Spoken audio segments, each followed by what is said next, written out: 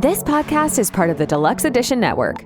To find other great shows on the network, head over to deluxeeditionnetwork.com. That's deluxeeditionnetwork.com.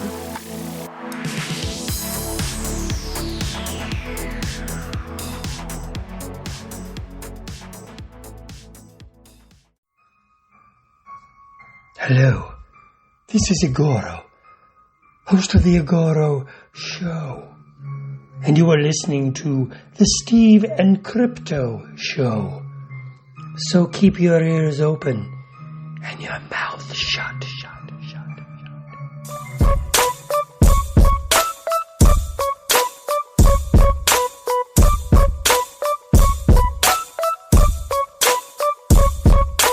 Hey, welcome to the Steve and Crypto Show, presented by thestevestrout.com. This is episode 149, and we are sorry for the delay on this one. There's been a lot of stuff going on. As you didn't hear at the top, Crypto Zoo wasn't here in the intro because he is off in the process of moving his family to a whole other town, which is a pain in the ass. And I'm glad I don't have to move. But he's here with us in spirit, of course. And he will be back for our huge episode 150, which a little bit later in this episode, we will announce the big special guest that we have. And we're pretty dang excited about it. And so, yeah. So we got to get all the usual stuff out the way. Thank you guys for listening and supporting the show. And of course, if you want to continue to do so, you can join our Patreon, patreon.com/SteveCrypto. You can go there for as little as a pledge of $1 a month. You can get access to all the stuff we put over there. We kind of let you in a little more in our lives rather than, just to show you that we're not just all about talking about horror movies and interviews and stuff. Related to horror, of course. We kind of have lives outside of this. We like to show some of our other interests and stuff we get into over there. We've had some good conversations with cool people. We've shared outings, family events, all kinds of stuff. Just kind of let you in a little bit more in our life. So head over to patreon.com/SteveCrypto and join. We also have a merch page. If you just head over to Etsy, our shop is there, and search the Steve and Crypto Show, and you'll find a nice variety of stuff. We have everything from t-shirts to coffee mugs and bags and magnets and coasters and all kinds of awesome stuff there. And it's a really cool way to support this show and look pretty dang cool doing it. So go check that out. On Etsy, search Steve and Crypto Show. Again, Crypto is not here to rattle off the URLs for that page, so just go search it. It's easy. Or jump on one of my social medias and find the link. I post it all the time. And since I'm mentioning social media, I am found at the Steve Strout on Instagram and X. And Crypto Zoo is Crypto Zoo 88 on both platforms as well. And then we have that Facebook group that's been growing like crazy. Feel free to post stuff in there if you're working on a project. If you have a friend working on a project or something that we should take notice of, post it in there. Anything pop culture, horror related, we want to see it. If it's really cool, we might even drag you on the show and have you hang out with us for a little bit. But get over there. Again, Facebook, search Steve and Crypto Show, and it'll pop up for you. It's pretty easy. And, of course, as you hear at the top of the episode, we are part of the Deluxe Edition Network, which is a collective of independent podcasts covering all different topics and genres and mediums and varieties and whatever other kind of words I can't think of right now to describe it. There's at least probably 25 shows on there. And we're all there supporting each other, promoting each other. And it's fun. It's a great way. If you head over to deluxeeditionnetwork.com, search through the shows, you could probably find some new podcasts to listen to besides us, of course. Always come to us first, of course. But yeah, go check it out. We're excited to be part of that network, and we love promoting each other. Now, with that being said, we are getting into the Halloween season. I mean, for us, it kind of starts on November 1st. Halloween ends the next day. We're already getting geared up for the next one. But now everybody's getting hyped up, and it's getting to be that time of year, and all the shops are putting out Halloween decor, and the Spirit Halloween coming soon signs are popping up on all those empty storefronts, and everybody's getting excited and all that good stuff. And I guess it's a good time to mention, you probably caught wind of already, but the Steve and Crypto Show is the official podcast of the Halloween Xspo. Now, the Halloween Xspo takes place in Spokane, Washington, October 5th and 6th. It is a convention with all Halloween themed vendors and artists and creators, and a ton of amazing guests from horror film and beyond.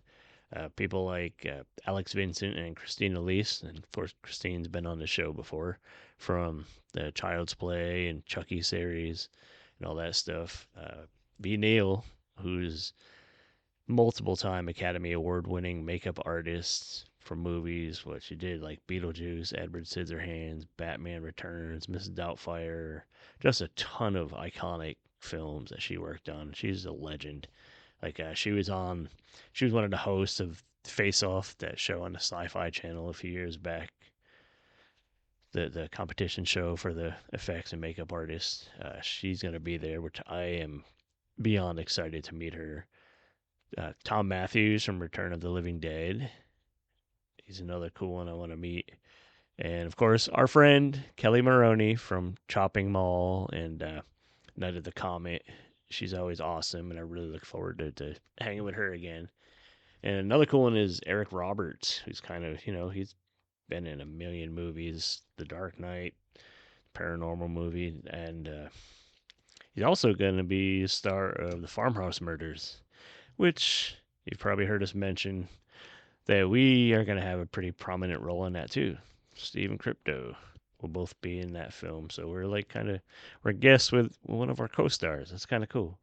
But yeah, just so many more guests and everything, and we'll definitely get more into this as we get closer to the event. And we're really excited. Get more details at HalloweenXspo.com. We will put a link in the bio, of course, in the episode description. And hopefully we see you guys there. Like, I think you guys would dig this thing, and it might even be worth flying into Spokane for, because the airport is not too far from downtown where this convention center is. They have blocks of discounted hotel rooms for attendees and everything, so you should really go to the site, check it out. It might be worth a little trip, whether you're driving distance or you just want to go on a spur of the moment trip and just fly in and come hang out. And definitely, if you do, of course, come hang out with us. We'll have a table set up and probably interview a few people, and mostly we want to mingle and chat with you guys and just hang out and have a good time. But like I said, we will be promoting the heck out of this event leading up to it, and watch for it. We might have some of the guests join us and talk about it, and more. So that's coming soon. And I figured, since we are getting hyped up for the Halloween season, I wanted to talk to my friend Brianna from the Haunted Farmers Market. Like, believe you've heard us mention this probably. It's a like an outdoor marketplace. It's almost like a horror convention, but without the celebrities and stuff. And it's outside, like a farmer's market setting. And there actually is food and stuff. Like, she'll explain the interview, but I had her hop on and chat with us and tell us about it. And I kind of was hoping this conversation might inspire some people who don't have events like this and stuff in their area.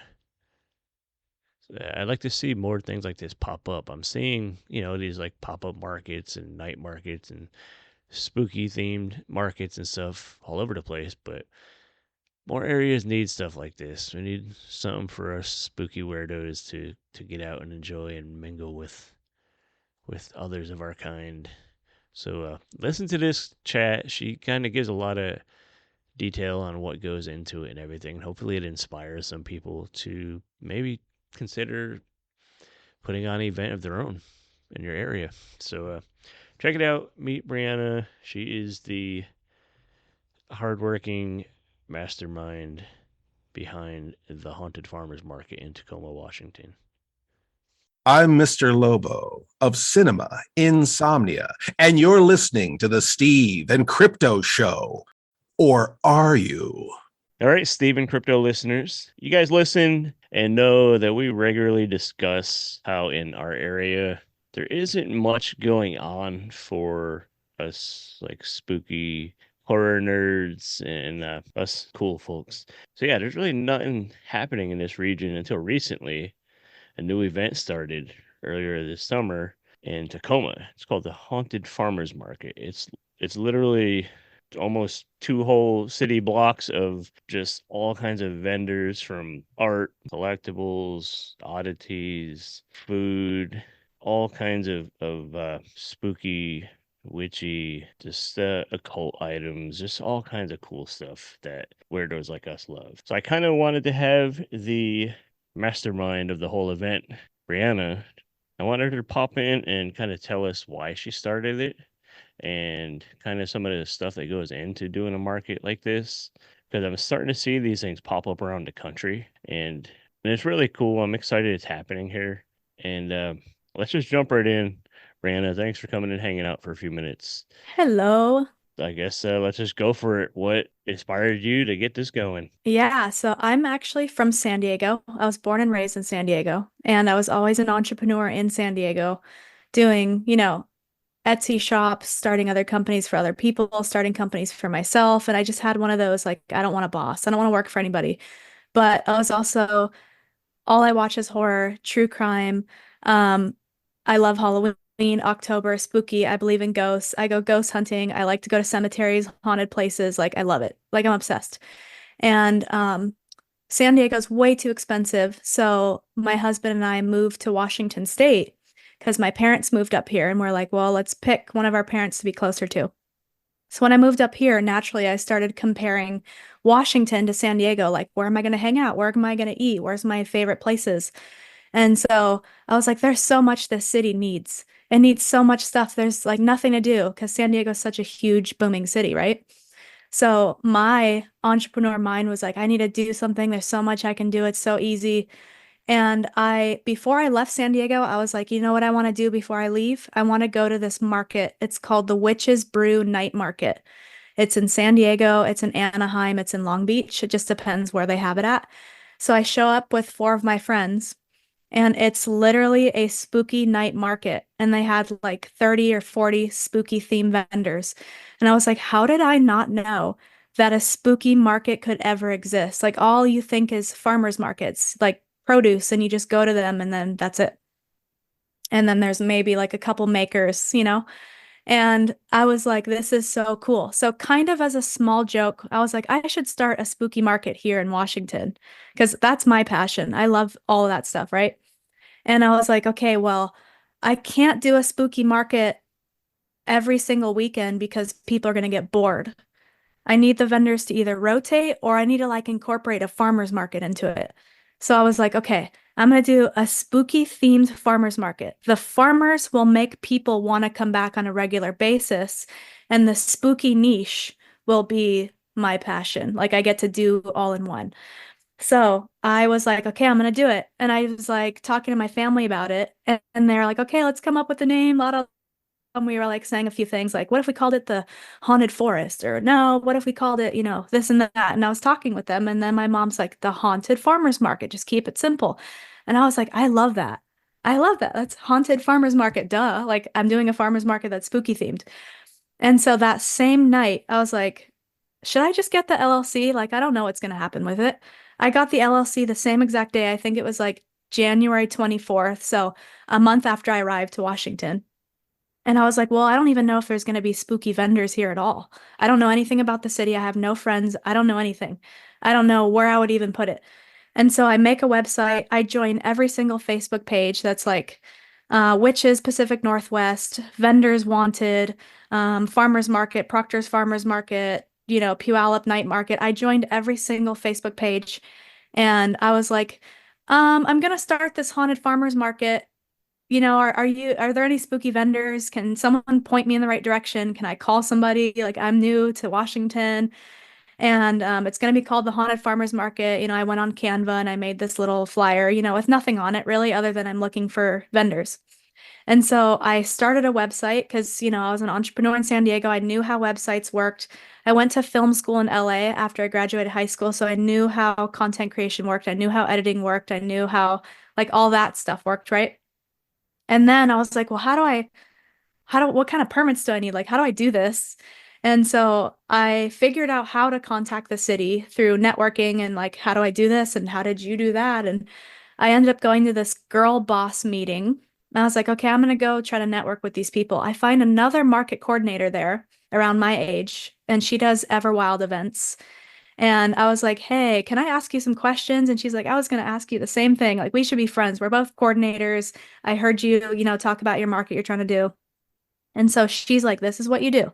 Here's the city information. You're going to need to contact the city, and here's this and here's that. And I can get you in contact with some vendors. I have food trucks, like all that stuff. And I'm like, what's your workflow? Like, how do you organize everybody and what does your back end look like? And so I worked with the city. I contacted them. I said, I want to start this haunted farmers market. I want it to be in North Tacoma by Stadium District. And I saw this really wide street. I was like, yeah, I could fit like 60 vendors here. I want it to be big. So I originally wanted Stadium District, like right in front of Mochi Mochi and like the powder room and that street right there. And it was all up and running. I'm like, yeah, we're going to be North Tacoma. I got about 75 spooky themed applicants the first 2 weeks that I even spoke about it at all. And I was like, okay. I need like 60 vendors on each date. I'm trying to do every other Saturday. And I had 20 set up for the entire year. And I'm starting to get vendors, and I'm like, okay, they're like trying to sign up. I don't have a website. I had the website done in 2 days, and I had a logo done in like the third or fourth day. And then more vendors kept applying, and I compared my rates to the Proctor Farmers Market rates because I had no idea where to start, what to do. Like, I don't know. And the Proctor Farmers Market does not have to shut down the street. They don't need meridian blocks. They don't need street closures, right? So I ended up not getting the North Tacoma location because one of the restaurants was like, I don't want it here. It's already really tough to park, and Saturdays are our busiest days. Like, I don't think it's a good idea. So I'm like, great, I'm a new market. How am I going to tell all these vendors that already paid that I don't have a location and I have no idea what I'm doing? But it was actually really cool because the city was like, don't worry, we'll get you a spot. And so I went, I think for a whole week, I left my house and I drove around all of Tacoma, and I was like, what, taking aerial shots from Google Maps. And I'm like, what about these 6 spots? Or what about this spot here? And then on top of that, I'm like processing the vendors and trying to figure out how to invoicing works. And I think it was 3 days or 2 weeks, a week before the market was supposed to launch. They're like, how about this spot right here? It's 54th Street and South Tacoma Way. It's right next to this place called the Church Cantina. I think they're right up your alley. They're like a horror and goth themed bar and restaurant. And I was like, I know exactly what you're talking about. Obviously, I researched where the spooky spots were. I hadn't been there yet, but I was like, that sounds so perfect. And the city was like, there's no other farmers markets in this area. And I think it would be great. There's a legal crosswalk. So technically, you could expand the market to 2 blocks if you wanted. And right when she said that, I was like, I want that spot. Like, that's perfect. No markets, crosswalk. And it's like the straightaway from the Tacoma Mall. So 3 days before we launch this farmer's market is when I get my permit.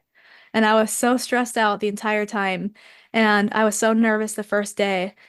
But I was like, you know what? Right when I launch this and I get footage and I'm able to make a reel, that's it. Like, we're good. So the first day it was like I had to put posters up all over the city. I had to talk to as many people as possible. I had to have all the vendors blasted out. I had to make Facebook posts. And I didn't really have the budget to spend money on advertising, so I was just hoping that it would just be okay the first one and then I could take it from there. It was Easter weekend, so the traffic on South Tacoma Way was already really busy, and I think that helps so much about opening day. So the second I got footage, everything I posted after that pretty much went viral. And I'm talking about like 10 to 30,000 views on like the first video, or like 60,000 views. And so I was like, okay, we got this. The second one's going to be great. And then the word of mouth's going to be better so I can fill all the remaining spots for the rest of the year. And it's funny because I was like, I'm going to make this market not just for Tacoma, Washington. I want the whole US to know about this. So how am I going to get followers from other states if I'm just a Tacoma market? So I was thinking, when I make reels, I think I'm going to do all things spooky. I want to do missing people. I want to do ghost investigations. I want to do cemetery trivia, whatever, and put it in between so that people want to follow the page for all things spooky, not just the market. And then if they happen to be in Washington, they can come. So I started doing videos on other stuff, and those went viral. I did like spooky places in Washington, and it got like 300K, and I was like, whoa, I've never had any type of traction like that on anything I've ever done. Who knew spooky was like so popular? And so viral, viral, viral. And a lot more people came, a lot more food trucks, a lot more vendors. And from there, it's just like blew up so much that all the reviews I was getting was, I wish it wasn't so small. I wish it was bigger. I wish it was, this and that. And there's a company on my street called Theory Real Estate, and they own quite a lot of the buildings where I'm at. They allow me to park my Meridian blocks in their alleyways and then one against a building. And they were talking to me and they're like, hey, how's it going? And I was like, good. Everyone's like so happy about this market, and they're thanking me, and they're traveling from like hours and hours away. And they're like, that's great. Do you have any ideas about expanding? And I'm like, actually, yeah, I do want to expand, but I'm nervous because there's companies I'd be blocking. And he's like, you should really expand, and you should do it now because South Tacoma Way is so underrated. It's an up and coming, and there's so many cool new shops and restaurants coming in this area. We need more people to see like how much better this area is getting. I was like, you're right. Okay. So there's a company called Fernseed on the corner. I contacted them. I said, hey, we want to expand the market. What do you think about that? And, I don't want to block you. And she's like, that's a great idea. Just do it. Like, you already bring us a lot of business. Do it. So I was like, okay, I'm going to expand. And so I launched the expansion. I'm like, we're going to expand from 50 vendors to 100 vendors. And that was after like the fifth market out of 20. And then so I get that done in probably like a month. I submit my permit to the city again. And I'm like, hey, we're going to expand the market. We have our crosswalk and all the stuff.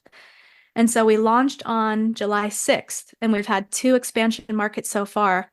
And it's so crazy because now the videos and reels I'm posting are getting 1 million views. I have 2 reels with 1 million views. And there's people that are like, I came from Canada, I came from California, I came from here, there, like all these places. Like, I drove 5 hours, my car broke down. We took an Uber from the mechanic to your market, and it was incredible. And tons of people that are like, I came to your market for my birthday, and it was incredible. And it's just so crazy and how fast it's moving. We just had a podcast come do a live recording, Lunatic Soup podcast, if you heard of them. They're, local as well. And they did this live podcast at our last market on July 20th. And they're like, that was such a cool experience. And the crowd was awesome. We got some cool ghost stories. And we have other stuff that I can't talk about that I signed an NDA. And I really want to tell you, but I can't. And so that's pretty much where it is now. Other than we did start virtual vending. A lot of people, obviously, that saw the reels were like, oh, I wish it was in Minnesota, New York, California, come to Kentucky, come, like all these weird places, Texas a lot. I'm like, you know what? I want people to be able to shop this market from wherever they are because they're asking, hey, how do I shop these people online? So I did a virtual vending program that we just started, and they're for 6 months. So someone signs up, they have a 6-month on the website, and we're only doing a maximum of 20 vendors so that it's fair for everyone, that they can actually make sales. And we have people from like other states that are on our website, and it's so cool. It's such a cool thing that it's changing so much. And I really hope that we get to Oregon next, is my goal. I want to start opening up the Haunted Farmers Market, Oregon. But we do have some pop-ups other parts of the city because the cities are asking me to do pop-ups. I can't disclose those yet, but they will be coming up shortly on those. But yeah, that's how it's looking. And is that other parts of Tacoma or just in the area? No, and not even Tacoma at all. It's actually Sumner. Okay. And then a parade, a Halloween parade that's happening so Is far. that the Tacoma parade that they're working No, on? yeah, the Halloween Tacoma parade. Right, right. One thing I noticed has probably really pushed the reels and everything is all the vendors. I Hmm. follow a lot of them online and stuff. They're all super excited and they're all doing really well with this thing and they're all really sharing the heck out of Yeah, yeah, everything. They're yeah. really promoting this and that's cool. It's literally building a whole community. Hmm. Um, that was a lot. Like you It kind was of a answered lot. all I my know questions. You answered all my I questions, but oh, what you kind of mentioned a little bit in there, but what has probably been the biggest obstacle so far into to making this happen? I think it was the street closure stuff. When we first started, there's like 32 detour signs where it says street closed, detour, like no turn right, all these cones.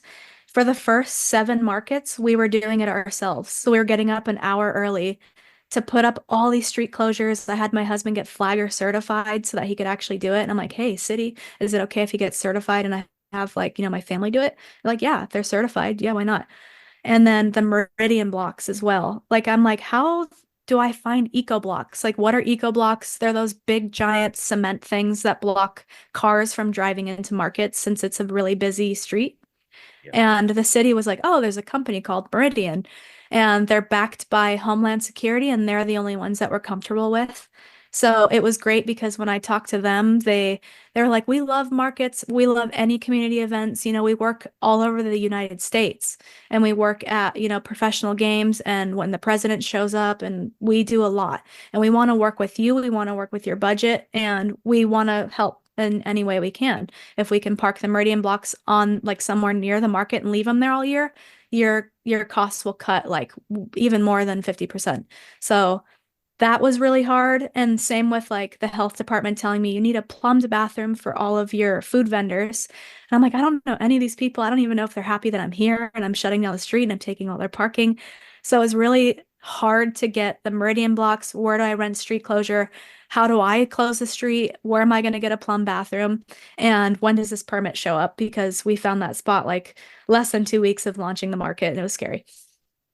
But the crazy thing is, actually, is I filed the LLC June 24th and I launched the market March 30th. So we had a month and a half to plan this market. And when I was doing farmers market research, it said, give yourself a year to find your niche and find your location and find your. I said, I'm not doing that. I'm launching during Washington's market season and nothing's going to stop me from doing that. So I just can't believe the vendors were available because usually they book it like the previous year out, and some of them were booked. But I got really lucky. And now I'm at the point where I'm like, okay, I have to put the plug on it because there's way too many vendors on our wait list now for any open spots that open up for the rest of the year. And I just can't, but like, that's so crazy. There's so many theme vendors. It was very Yeah. needed. There's a lot of really talented creative people here in the Hmm. Northwest. Yeah. So I figured if you finding the vendors wouldn't be as hard as getting the permits and Right, all right, that, right. all the lifting and stuff. I think Yep. once you had that in line in place, it's just, hey, vendors, you want to come sell your spooky stuff? And it's Yeah, right, right. there And they I'm all like, and they are. trusted me and they're like, here's my money. We will see you on the 30th. And I'm like, okay, I'm just this stranger. You have no idea who I am. And you have no idea if I'm a real company. And you trust me. And I was so grateful for that. Um, and also that we're the only themed niched farmers market in all of the US.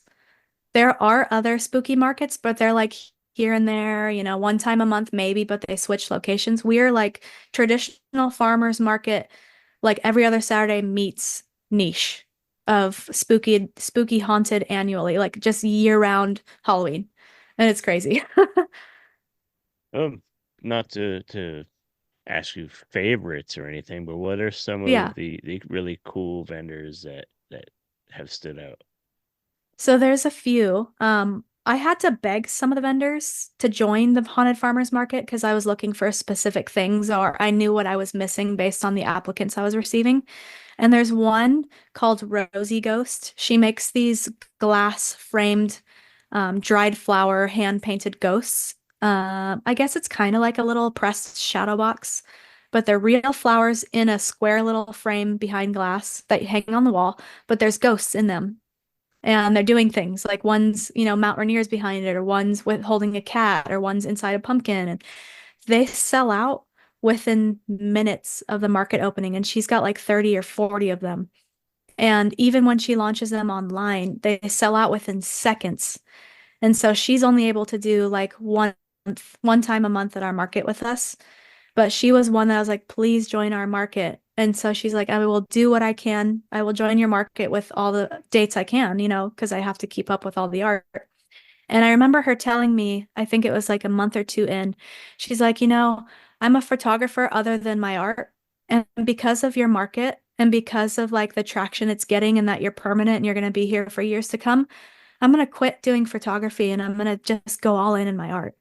And I love to see the vendors like this. I'm just their starting point. And then they go in shops and they open their own and they climb higher into whatever they're going to do with their art.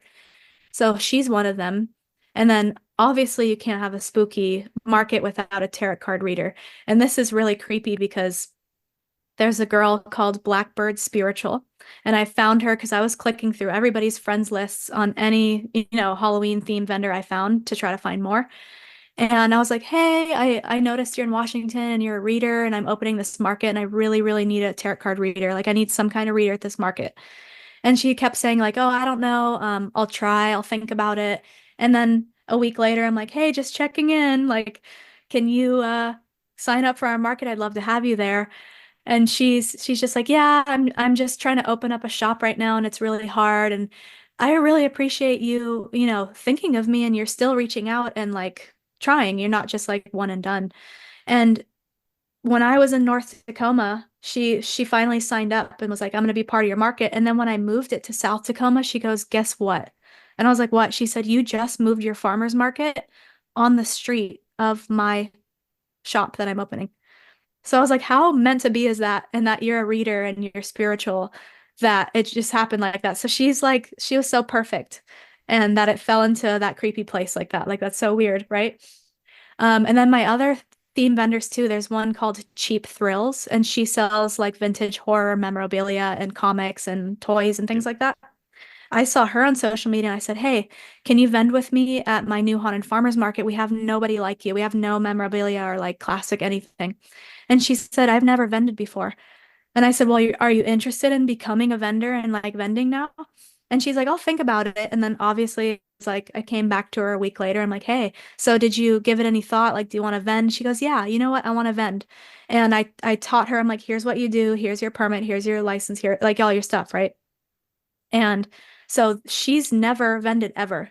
I'm the very first market she ever vended at, and she's at my market quite a lot.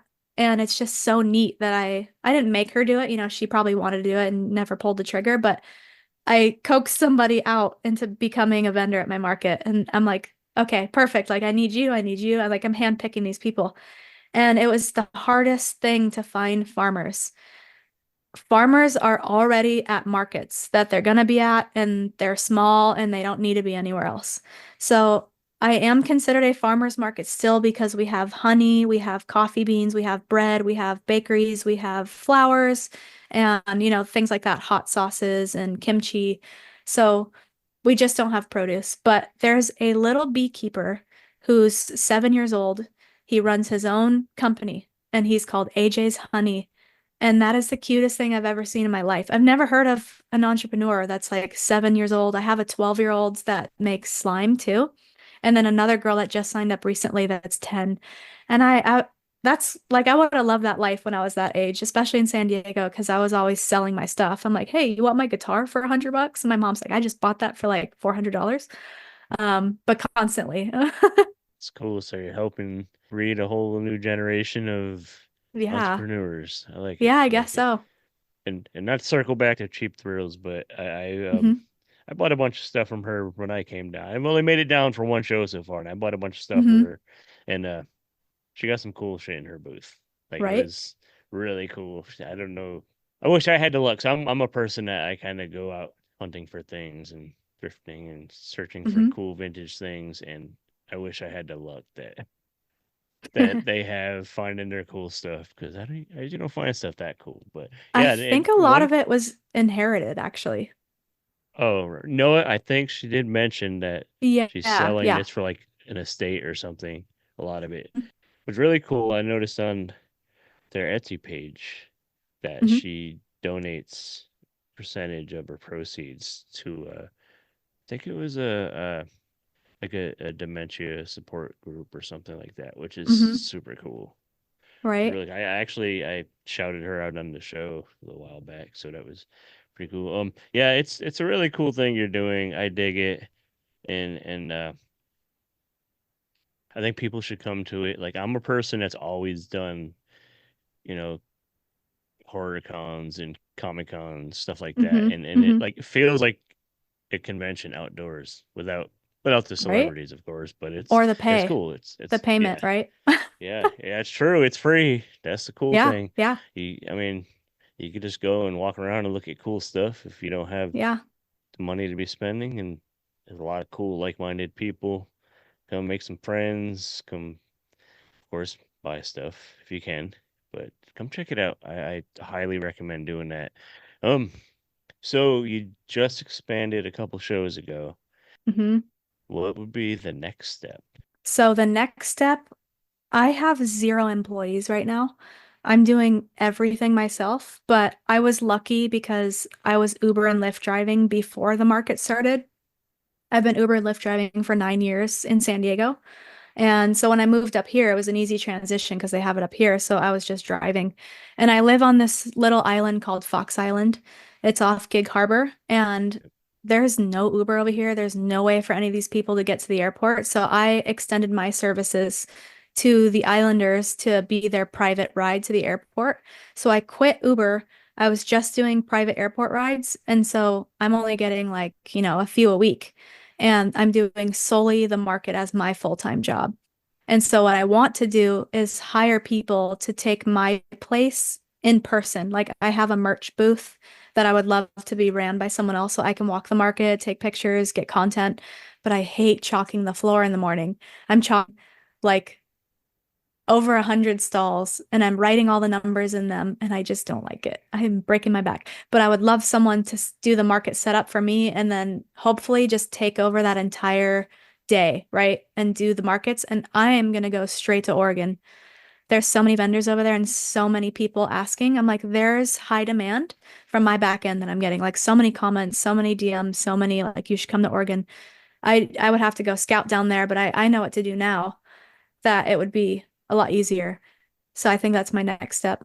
If somebody wanted to start an event like this, not in Oregon because Mhm. you got dibs on that. Oh, Yeah. and somewhere where there's not anything like this, what would you what advice would you give? So I would say if you are try to get indoors, especially if you have bad weather, like it's cold here most of the year, if you can find an indoor spot, you don't need to go through the city. You don't need to close streets. You don't need to chalk floors.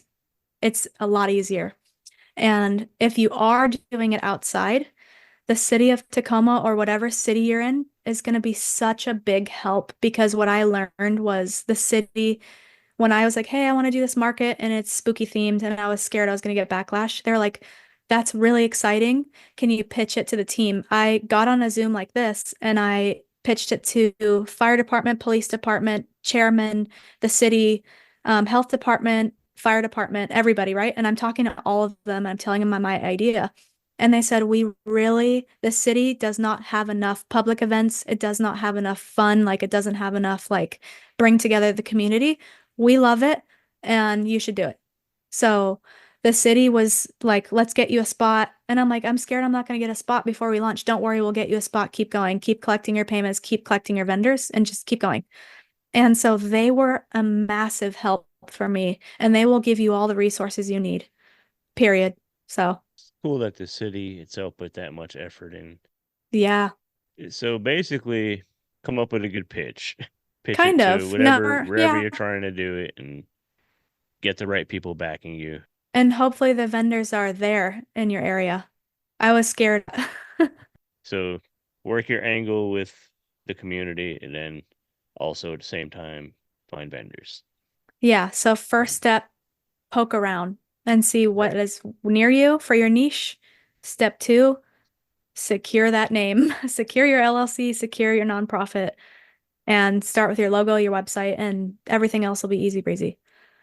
Right. And did you have to, besides your time and probably some mental anguish, did you have to invest any like money or anything? You just kind Not of really. let it I sell s- itself? Yeah. so I spent like $50 on the website to get it up and running, and I spent $200 on the LLC, and then I spent like about 150 on the Washington license, and then after that, I was collecting vendor fees. And so I was using the vendor fees from then on to get my Tacoma business license. Um, I have a big photo backdrop wall that everyone takes pictures in front of, and cones and like the sandwich boards that have, the big poster on it. So all of the little things just came from the vendor fees. So it's actually a really great company that you're helping all these small businesses make the money on their art. You're making, your little bit of profit. I'm not really profiting this year, but hopefully next year. And then the startup cost is all covered by the vendor fee. So it's really perfect. I'm making my money now. I have a booth and I have my merch and then a couple other things. So You're enjoying it. You're still yeah. having Oh my fun God. doing Yeah. it, and okay. Just not the early morning. I have to get there at 6 and I'm a 30-minute drive. Yeah, that's early, but Yeah. what, twice a month? It's worth it. So I think I'm going to switch it up next year. I'm going to do Yeah, probably Sundays and start at 10 o'clock and not 9 o'clock. right. Yeah. So instead of Saturdays, you're gonna do Sundays. Yeah, and I'm only doing that because I've had a couple conflicts with some of the surrounding businesses. Not anything super major, but I noticed half of that whole district is closed on Sundays, Sunday, Monday. So technically, if I have my market there on a Sunday, it frees up half of the um, businesses parking. So therefore, more parking for people to attend. And if I have it later in the day, people like to sleep in on Sundays and they also find things to do. And a lot of them were telling me they work on Saturdays. They're like, why do you have to have it on Saturdays? We work. And I've never heard anything else other than like, I work Saturdays. I work every single Saturday. I'm going to try to take one off, but why does it have to be Saturdays? So I was like, okay, I'll try something else, something different. I mean, it really could benefit some of them local businesses too, because if you get enough Hmm. foot traffic in the area, that might inspire them to be open, and they'll make some money Yeah, yeah, too, and it'll yeah. also provide, hours for employees, and could help everybody. And I am now. There's lines out of the church cantina right at noon when they open. Oh, actually, they just started a haunted farmers market menu. So Oh, did on they? my market days, they put out the haunted farmers market menu. It's a little more limited because of how busy it gets from the haunted farmers market. And it's just neat because I brought one home and it literally says like haunted market menu. And I'm like, oh, it's so neat. Like, I did that. Yeah. Yeah, I did that. That is super cool. I still need to check that place out. Like, I was gonna go the day I Ah, you should went, have but it walked was in like it was crazy. I should have just went and checked it out and had a or use drink the or bathroom. something. But yeah. Yeah. Yeah, that's awesome. Plug the website and stuff, and Mhm. maybe kind of run through the details a little bit how the online market works. I know you mentioned it a bit, but can Yeah. can So vendors from other areas like vend through the online market? they can. They can vend from anywhere they want. Honestly, they can vend even if they're out of the country if they ship worldwide.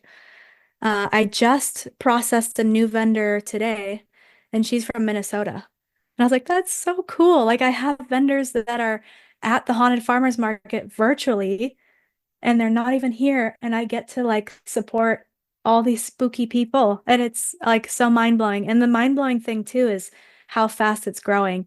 We're just under 50,000 followers. I have no idea what I'm going to do for the giveaway. I have kind of an idea. I could give it away here actually, because it'd be kind of funny. I don't know when you're posting this, but 50K followers. I open up my app and it's like 30 new comments, over hundreds of likes and views and all this stuff. And my website traffic had, I think it was like 30,000 the last 2 months. And that's why I said, I think I should go digital. And I think I should open up I'm on a wait list. I should open it up to whoever for the website because I have so much traffic on there. And people were already asking me, how do I shop online? Can I shop online? Do you have a store? Can you tell us who these vendors are? Like, how do we find them? So it pretty much did it itself. And I just opened up the virtual vending application. So it's been going good. We're right at the beginning of it. So I'm only allowing 20 vendors on there at once. I think we have like 5 or 6, and more are going to be added on the 1st of August. Yeah, so it's really cool thing, really cool. So do they just sign up, and is it they do like a small fee to be Yeah, included on yeah. it or something? Yeah. Yep. They sign up through the website, small fee, and it's a 6-month period. I've seen other virtual vending markets and they're only for like the weekend. I don't know how much that helps anybody, but I'm like, I want to do a whole 6 months. Like, I want to help these people and just they can forget about it and fill their orders on their websites. Yeah. Yeah, that's a good thing to do. Hmm. So the website The website is hauntedfarmersmarket.com. and all the social medias, is it all also Yep, the haunted? Haunted Farmers Market. TikTok, we have Instagram, Facebook, and the website is all, even the email, hauntedfarmersmarket@gmail. Everything. Yeah, it's pretty cool. Like I said, everybody, if you're in the Northwest, I don't care if you're in Spokane or Portland or Salem, Oregon, or anything, take the Canada. trip. Take Mhm. Canada. Have you had people come down Yeah. from Canada? Yep. Yeah. Yep. Awesome. That's cool. I actually have friends visiting in November from Florida, and We're open. we plan on popping in on, I believe, the second. I think That's gonna be November our 2nd. Day of the Dead too. Perfect. Perfect. Yeah. That's cool. And also, recently, you took a little trip out to my neck of the woods I did. for our famous haunted castle. We have Manresa Castle, which is known for being one of the more haunted places in the country or something like that. And it's been on TV shows and Ghost all that Adventures. Yeah. stuff. I can't remember the name of it. Thank you. It's um, okay. how was your visit? So that was my very first paranormal investigation I've ever done. I brought with me a spirit box, a tape recorder or a recorder, cat balls that you light up, EMF reader, and a night vision motion detection. So it records on motion that we just left all night. And I went over there during the daytime and I was like, hey, I heard your place is haunted, but you can't go anywhere in the hotel without being a guest. So I was like, you know what? I'm gonna book a hotel. So I walk up to the counter. I'm like, hey, do you have any ghost stories? Like, you've probably worked here a long time. Have you like experienced anything? And she told me some stuff. And I was like, so do you have any specific haunted rooms? And she said, yeah, actually we do. We have a few haunted rooms that are like specifically this woman named Kate, English Kate, hung her, oh no, sorry, she jumped out of the third-story window of the Manresa Castle after she found out that her husband would not be returning from sea because their ship sank and none of the people in the military were going to make it. And there's a few other theories about why she did it. There was one where he died, so she committed suicide. The other story is she heard he died, and so she met another man, got pregnant, and then when he showed up back at home, she was so ashamed that she jumped out of the window. But anyways, it's room 306, and I was like, I want her room. I'm gonna take her room, 306, whatever one has the most activity. And then there was a monk that hung himself in the attic, which was right above our room. And there's a staircase that goes like right on the fourth floor, technically, that we can't go inside of, right above our hotel room as well. So we get to the hotel. It is so creaky. Everywhere you walk, it's just so loud. You can hear everything. So I was a little bummed because I'm like, we're going to hear a bunch of noises. Like, I don't know what's going to be true or not. But we set up my night vision camera. I set it to record on motion and it actually moves. So if it sees anything, it'll like and move and record. And so we go to bed. We set our alarms for 3 a.m. We get up at 3 a.m. and we start investigating the hotel. There was another person walking around with a camera. It was really embarrassing. It was really funny though, but we both knew what we were doing. We didn't say hi. All the You lights are didn't on in say the hi to hotel. the other No, investigator? because What? I went to film school, they're filming. They're like on their camera. And if you're in film school and you're a filmmaker, you don't talk. Your footage, you don't want to ruin it with voices. So I'm walking around and there's all the lights are on. So I'm like, oh my gosh, this is a dumb paranormal investigation. The lights are on. I know it's 3 a.m., but we're walking around. My handheld camcorder has night vision too. So it looks like it's pitch black, but it's not. And we're walking around and I walk around the whole hotel. I didn't see anything. I didn't hear anything. We, did the voice recording, played it back, didn't hear anything. Nothing strange happened. And we went to bed after and woke up the next morning. I was reviewing the footage and we saw some orbs that were freaky. And then I listened back to the little recording of my husband with the spirit box. And if you don't know what a spirit box is, it's like this thing that scans radio stations really fast. So it just sounds like static. It's like, and there's supposed to be voices in between because they can use the energy and static electricity to speak through. And so when I was watching the video back, and he's like, Kate, are you in this room?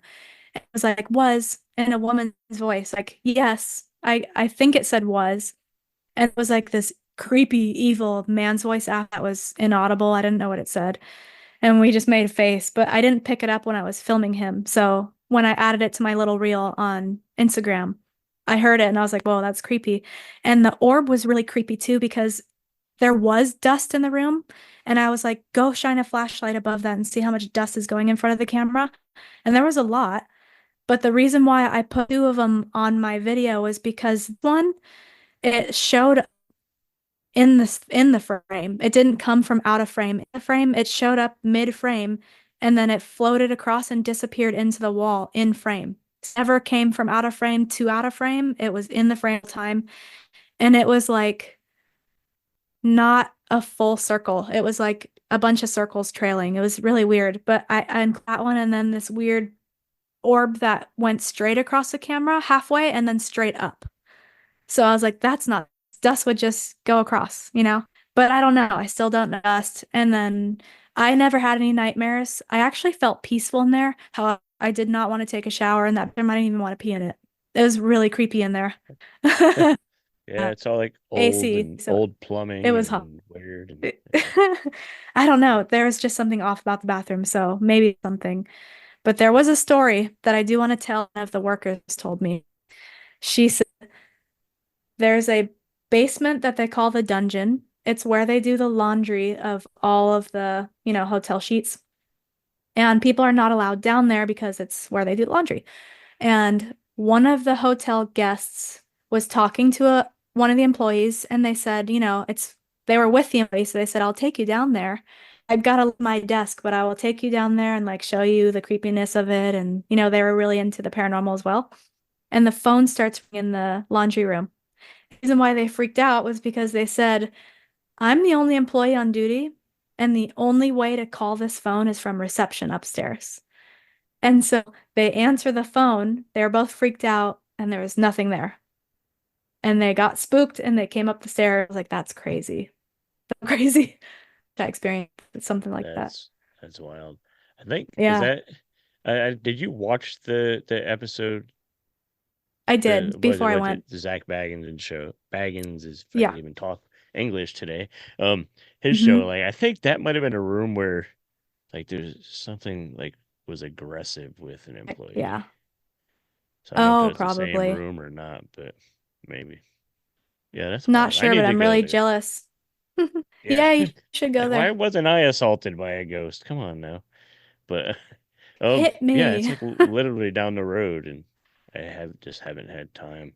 One of those things like it's in your community and you kind of take it for granted and you just like, yeah. Well, Tend to it's always forget. there. Yeah, You're like, yeah. it's always there. I could do it another time. Like, I'm not going anywhere. It's not going anywhere. You Or just put it it's like, off. do I want to pay for a hotel room like a couple blocks from my house? You know what I mean? If you want to It's do an investigation. yeah, no, I need to do it eventually, eventually. I But think yeah, they that's do cool. tours actually. If you don't want to stay the night, I think I saw somewhere online where they do tours for ghost hunting on purpose and they do take you in the attic I know and they they do do take you around. occasionally. Yeah. You should Are do one you of guys? those. I should do something. Are you guys gonna do any more visits to Port Townsend and check out? There's a lot of stories in the area. As I learn, yeah, Yeah. most likely, because I'm still learning about the state. I have been to Right. like Black Diamond Cemetery, the Manresa Castle. Um, what is that middle school that they just tore down that was haunted and abandoned? Gout, Oh, Gout, Herring Gout Town. School or something? Yeah, in Tacoma. In Tacoma. Oh, in Tacoma. I'm not sure about Pike that one. Place, it's super haunted to it that Right. were brothels. I went to the underground tour. Yeah. That was not so scary. The one that's scary is the underground tour, the Shanghai tunnels in Oregon. That's creepy. It's very sad. Apparently in Port Townsend there's a lot of like Shanghai tunnels and That's weird so sad. trapdoors down the basements and all that Yep. stuff. Yeah, And I they guess kidnap men that were yeah, that's wild. fallen. I, it is sad. I guess at Fort Warden also there's Oh supposed to yeah, be I some heard about that one. activity up in the You bunkers want and to go that everything. one? Hmm. Yeah, that should be a good one. It's kind of neat up Oh, there, anyways. actually, do you know what I did? I think it was 1989 or 87. There was that little girl named Jennifer Bastian that was riding her bike to Point Defiance, and she never came back home. And they say that her, I think she was like 12 or 13. I don't remember her age. They still see her ghost with her bike in Point Defiance, and they say, oh, she has no eyes when we see her. This little girl on a bike with no eyes, all over Reddit.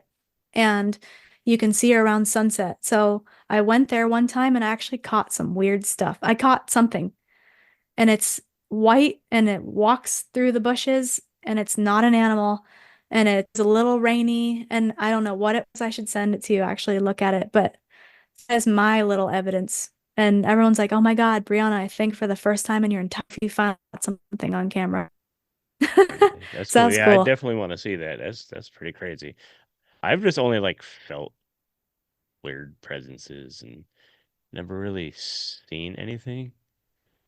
Oh, I But did too. I actually went to Zach Bagans' Haunted Museum in Vegas recently. I went like a month ago. oh, And he has nice. 33 rooms of Right. all the stuff he's collected. And it's funny because I knew a lot of the stories when they're like, we're going to reveal this tragedy that happened. I was like, I know what it is. I know what it is. Um, there was about 5 rooms out of the 33 where I felt like I was going to throw up and fall on the floor. And then I leave the room and I'm perfectly fine and excited to continue the tour. And then I go in another room and it's, um, Charles Manson's paintings and Jeffrey Dahmer's handwritten letters and stuff like there, like his actual stuff, and you're like super nauseous and dizzy. And I like that stuff. And I'm like, why do I feel this way? I'm not any spiritual of any kind. I'm not clairvoyant. I don't even know if I believe in it. And I'm like, this is nuts. It's Yeah. really crazy, Yeah. It is wild for just room to room, right? your whole thing to change like that. But like I've felt weird things, so I get it. It's wild. It's like I try to. I'm one of those people that tries to like rationalize everything or disprove things before I believe in something. Yeah, me So too. I it's like try I to try to debunk. look at every single reason why like that door might have opened or closed Me or just. too. But sometimes you can't explain everything, and you're like, all right, Exactly. I'm like, I I really kind want of to believe. believe. Yeah, Yeah, see, I really, really want to believe because I'm so fascinated by it and it's entertaining to me. But I try to debunk it every single time because my brain, it's like fight or flight and like rationalization naturally. yeah. And there are some things. There's other stuff I've experienced too in San Diego. I So think if you go in trying too hard to see or feel stuff, you're gonna it won't. or you're gonna every little thing you're gonna think you're seeing or feeling something, or it won't, of I course. feel the opposite. I'm Yeah, like, I'm too strong. You know, like the people that get supposedly like possessed, they're right. like weak-minded, I guess, and they like give in. I feel like I'm too strong-minded, therefore I don't get to see anything or And experience you'll never anything. get possessed, so that's good. Yeah, I'll never get possessed. That's that's a Boo. that's a positive. That's a positive. Well, that is Yeah, awesome. Definitely send me over that I will. video of the little girl on the bike. That's crazy. Well, if it's her, I don't know what it whatever you is. saw, but Yeah. send it over. Before we take off, plug the market website and everything one more time so people can find it. And Yeah, hauntedfarmersmarket.com. And the most action happens on the Instagram Haunted Farmers Market. like she said, viral. Like every video gets like thousands to you had one hit 1 million recently, didn't you? I did, and I'm about to have my second one hit 1 million probably in the next few days. Nice, nice, So crazy. awesome. Awesome. Well, congrats on the success of the market so far, and I look forward to Thank seeing it you. grow more. And I'm gonna try to get out there as often as I can. It's tough, but maybe we'll work on a pop up out this way sometime. Yeah. Cool. Well, Brianna, thank you, and you have a good evening. You And I'll plug too. everything and all that good stuff. Appreciate it. See ya. Shit, Steve, call me Alaska Airlines because I'm barely holding myself together. Too soon with the Alaska Airlines, but I feel you. You sure? You sure? Too soon? A little bit, a little bit. You know what? That's fine. Fortunately, I got hooked up with these tropical THC gummies from Sunday Scaries. They're called couch potatoes. Yeah, they're legal. Yeah, they're real. Yes, you definitely get high. And no, you shouldn't drive. Couch potatoes come in 4 different flavors. Tropical flavors, that is. Mango, pineapple, orange, and blue raz. They're so tasty, they'll have your taste buds signing up for jury duty. Couch potatoes are ideal for boosting your happiness and relaxation by entering a mild euphoric state. And whether you had a shitty day of work, the kids are finally asleep, or you spent the weekend with the in-laws, just take one gummy and watch your stresses melt away. You can get 20% off your order with the code SteveCrypto at sundayscaries.com. Afraid? Don't be. There's a 100% money back guarantee on all purchases, so there's no buying risk. Check out sundayscaries.com and feel good.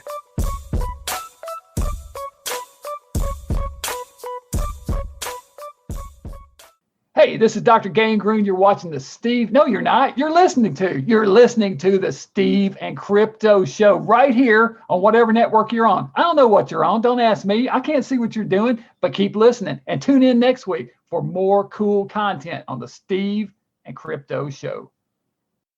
All right, we are back. Thanks to Brianna for hanging out. It was cool chatting, catching up, and hearing how much of your life and heart and soul you put into this event. It's a really cool event. I went before it expanded, so I really can't wait to get back and check it out again.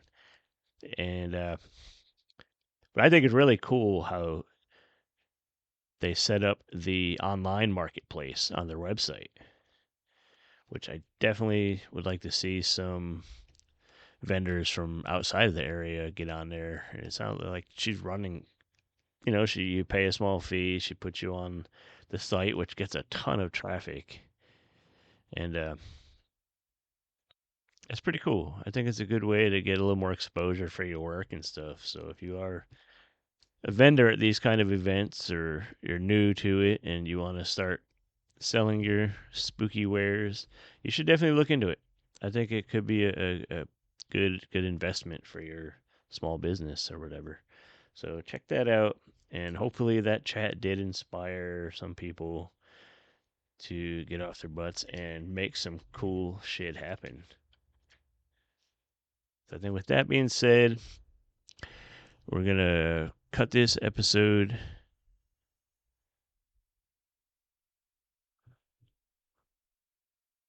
With that being said, we're going to probably wrap this episode up.